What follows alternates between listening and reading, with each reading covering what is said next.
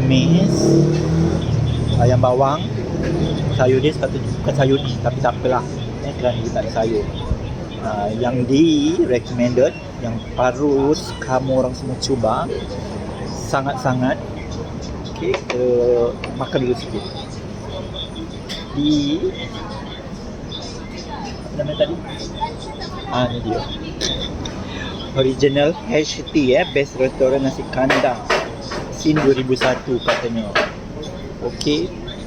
In Kuala Lumpur, Brickfield. Depan YMCA. Depan YMCA. Di situ. Okay. Di sini. Okay, kita buatlah sudutan sedikit, kita makan kesedapan yang korang kena datang sendiri rasa.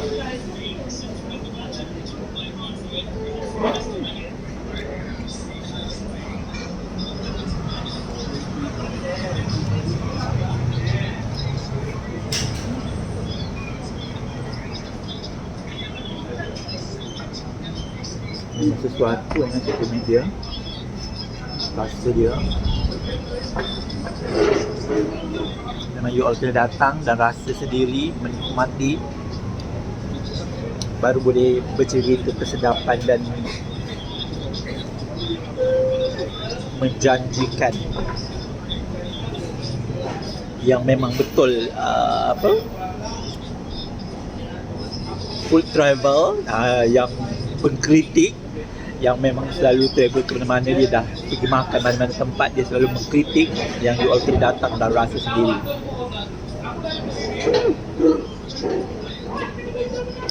Macam ni. Okay. Video ni tak ada panjang sangat. Kalau panjang-panjang, nanti you all tak nak datang. Nanti melili you all. Bye.